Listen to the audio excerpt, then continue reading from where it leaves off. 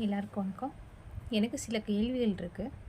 அதுக்கு பல சாஸ்திரம் படித்தவங்க நிறைய பேர் இந்த வீடியோ பார்ப்பீங்க. இதுக்குள்ளே பதில நீங்கள் சொன்னால் பல பெண்களை தெரிஞ்சுக்கிறோம். எங்கள் பின்னாடி வர தலைமுறைக்கு நாங்கள் இதை சொல்லிக் கொடுக்குற சூழ்நிலை ஏற்படும். நான் சின்ன குழந்தையா இருக்கும்போது எங்கள் குலசாமியை போய் தொடுவேன், கொள்ளுவேன். இதே நான் பெரிய புண்ணியானோன்னா அந்த சாமியை நான் தொடக்கூடாது. ஏமா சாமிக்கு பவர் போயிடும். மாதவிடாய் தவிர்த்து நாங்கள் நார்மலாக தானே இருக்கோம். ஏன் சின்ன பிள்ளைலாம் செஞ்சதை ஏன் இப்போ செய்யக்கூடாதுன்னு எனக்கு தெரியல. இது காரணம் கேட்டால் பெண்கள் பெரிய பெரிய பொண்ணாயிட்டால் தொடக்கூடாதுன்னு சொல்லி ஒரே காரணத்தில் முடிச்சிடறாங்க. கல்யாணத்துக்கு அப்புறம் எங்களுக்கு இன்னொரு குலசாமி. அப்போ இந்த இவ்வளோ வருஷம் நாங்கள் இதுதான் குலசாமின்னு நினைவு ஊட்டி நாங்கள் கும்பிட்ட சாமி எங்களுக்கு சொந்தம் இல்லை. இனிமேல் நாங்கள் வீட்டுக்கார சாமியை தான் எங்களுக்கு குலசாமி ஏற்றுக்கிறோம். அப்போ வீட்டுக்கார் வந்துட்டா அப்பா மறக்கிற மாதிரி இருக்குது. அப்போ எங்களுக்கு அப்பா சாமி எங்களுக்கு சொந்தம் இல்லையா? அது ஆண்களுக்கு மட்டும் தான் சொந்தமா? நாங்கள் அதில் உரிமை கொள்ள முடியாதா? அப்புறம் ஏன் நாங்கள் மாதவிடாய் தவிர்த்து மித்த நாளில் நார்மலாக தானே இருக்கோம்.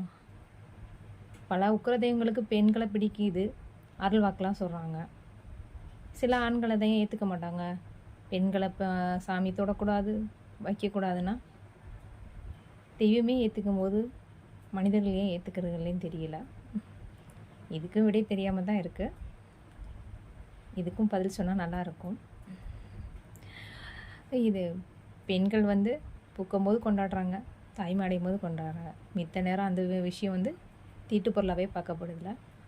ஆனால் மாதவிடாய் தைத்து மித்த நாளே நாங்கள் தீட்டு பொருளாகவே பார்க்கப்படுறோம்ல.